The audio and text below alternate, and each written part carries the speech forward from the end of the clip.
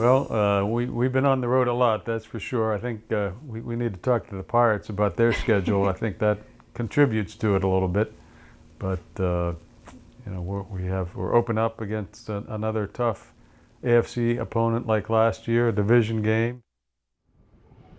Hi everybody, Missi Matthews joined by Mike Prisuta. That was Steelers president Art Rooney II. The Steelers 8th straight year starting the 2022 season on the road. I think it's just something we expect at this point. And has it also been 8 straight years ending at home?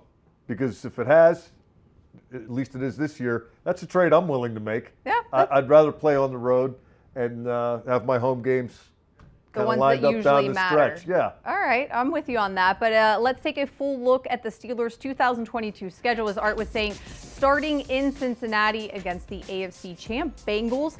That is a 1 o'clock kick. And Mike, the bye week at week 9, I always look for that first. Just your general thoughts as you get a glimpse at it. Yeah, bye week's in a good spot, right? Although, isn't it always? I've never heard anybody complain about a bye week. I can even remember one year when they had the bye week very early. I think it was week 3. And they had started 0-2, and Bill Cowher used it to kind of redo training camp, and then things got straightened out pretty quickly thereafter. So it's all about how you use it, right? But in the middle, it seems like a good time for everybody to exhale, assuming your health is relatively good. But, you never know, Missy. It might be a week where you have 4 guys that are questionable, and if it's the bye week, then they don't miss any time, and it works out for you. But middle's better than early or late, I think. All right, let's take a look at it. We'll go, blocks of games and take you through and break it down in just a little bit more detail. So we have now weeks 1 through 5 and 2 AFC North matchups in the first 5 games. Yeah, and that first one, doesn't that just jump off the screen at you? I know the Buffalo game's not until week 5, but I got to go all Marv Levy on you here, Missy. They're opening up against the defending AFC champions, who swept them last year. Division rival. Where would you rather be than in Cincinnati on September the 11th? This is, to me, just a fabulous opener. What an opportunity to either announce your presence with authority or find out that some of that stuff you thought was pretty good in training camp maybe still needs a little work against Joe Burrow and the boys. New England, another massively emotional game. Then Cleveland. And Buffalo, a Thursday night game in Cleveland. Buffalo, a real test as well. So they'll find out early where they are, or as we like to say in Pittsburgh, where they are at, and then they'll be able to make some adjustments as necessary. But the Cincinnati thing, I think, is tremendous. That's just the perfect opener for me. Couldn't get any more difficult based on last year's performance. What a way to start. All right, week 6 through 9, as we said, week 9 is the Steelers' bye week. But prior to that, Tampa Bay, or Tampa Bay, as the kids like to say, a Monday night game in Miami. And then the Eagles, you know a little bit about that side of the state. A little bit. Save me a Pat's cheesesteak. I knew they were going to play at Miami, Missy, and I was hoping it wouldn't be in September. Right. Because get in like December. It's a lot tougher down there, just weather-wise, humidity-wise. Yep. You can't really prep for it in the Northeast. If you go down there in September, you don't just have to play the Dolphins. You have to play humidity. And that can be real difficult on game day, and it can take something out of a team, too. So all things considered, October the 23rd, pretty good time to be at South Beach.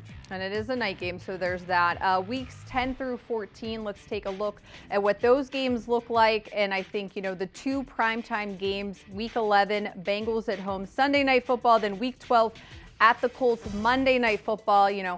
Don't like 2 primetime games back-to-back, but at least it's going Sunday to Monday. Yeah, coaches particularly get a little perturbed sometimes when you have to play a night game and then travel the next week. And, oh, look, they're doing that twice in a row. But you do get the one Monday. That'll make Atlanta a little more complicated. But looking at it a little more globally, at least they're not playing 3 road games in a row. At any point. That's not something that every team does, but that does come up occasionally, and that's a tough ask. All right, the last slate of games for the Steelers in the 2022 season include a game on Christmas Eve. That, of course, is against the Raiders, the 50th anniversary of the Immaculate Reception taking place on December 23rd, so 24th, lots of festivities. Before we talk a little bit more about this final slate of games, let's hear from Steelers president Art Rooney II on what he envisions for that weekend. We're excited about it. We've been talking about that for a while. Franco's been talking to me about it for a while now. So We're going to have some celebrations to mark the occasion on Friday, the 23rd, out at the historical marker right there outside the stadium. And then, we'll have Franco and some of his teammates in town to celebrate the occasion on Christmas Eve night, and maybe even some Raiders will be in attendance. You never know.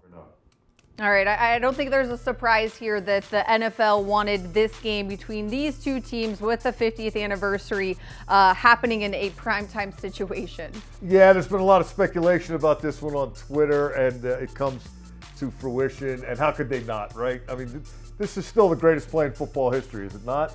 I know James Harrison did something pretty unique in a Super Bowl, but given where the Steelers were in the 70s and how this kind of spawned one of the great rivalries I've ever been a part of, just in terms of media coverage, this feels very right. And I have no doubt that the celebrations that aren't referenced are going to be a lot of fun for fans. Hopefully it's an important game. The Raiders are supposed to be a pretty good team this year, and it's a late season game in Pittsburgh. I'm sure when the Raiders looked at their schedule, memories aside and anniversaries aside, they were probably hoping not to have to come to the Northeast in December. They probably would have rather played here in September, but c'est la vie. Hey, the anniversary was in December, so that's kind of what you get. All right, the final two games, let's quickly talk about those. Week 17 at Baltimore, and then finishing with Cleveland. That game is a TBD, which is what the league is doing for all of the final games. They will determine after that Week 17 last Sunday night game. We saw what happened in terms of the Steelers' hopes for the playoffs, so that will that'll be interesting to see. What day, what time, what network. At this point, nobody knows anything. Yeah, and I love the way they've been doing this for a couple of years, that your division games are at the end. We're still in the very early stages of everybody putting their team together, but Miss, I'm kind of anticipating a division the way it was last year, where there's not much difference between first place and fourth place, and the head-to-head stuff is going to be critical. And to play two at the end of the season, it's a nice way to close things out. They should be in control of their own fate going into those games. I didn't want to have to correct you, but usually you're correcting me with Destiny, so good job. All right, let's take a quick look at all of the primetime games. The Steelers always seem to have a number of them, even no Ben Roethlisberger this year, but I think there's a lot of intrigue about what's going to happen with the Steelers, right? Yeah, I would think so. And even if there's not, there is this thing called Steeler Nation that tends to drive ratings and move needles. But good group of games there. You have a couple in the division. Again, we talked about Miami. At least it's in late October, not early September. Indianapolis is always fun. I think. Yeah. I know a bunch of people, and I run into people on the road. Back when I used to travel, that some people like to pick a city and go there. One road trip a year. If they're playing at Lambeau Field, that's a popular destination, or Kansas City. Indianapolis is a really underrated town. I've been there a lot. I've had fun there a lot. It's a great stadium. Everything downtown is accessible. The hotels and everywhere you want to go, the restaurants and whatnot. It's really well set up. So, lacking a trip to sunny California or Dallas or someplace more, with more pizzazz than Indianapolis. You could do worse than taking a road trip to Indianapolis. Then you can drive there. Yeah, and I won't complain about staying in the same time zone this entire season. The Steelers have the fewest miles they will travel, and also tied for the 12th hardest schedule based on the 2021 record. So, and as we all know, those always hold up, because it's not like the playoff field changes by 50%, give or take, every year. And it's not like there aren't injuries that massively alter the balance of power or trades or anything like that. So I would look at that 12th hardest schedule and take that to the bank. All right, well, they had the hardest schedule last year. So I'm trying to give people a little bit of hope here, Prisuta. Oh, I think the team's been doing a pretty good job of that up until this point. Yeah.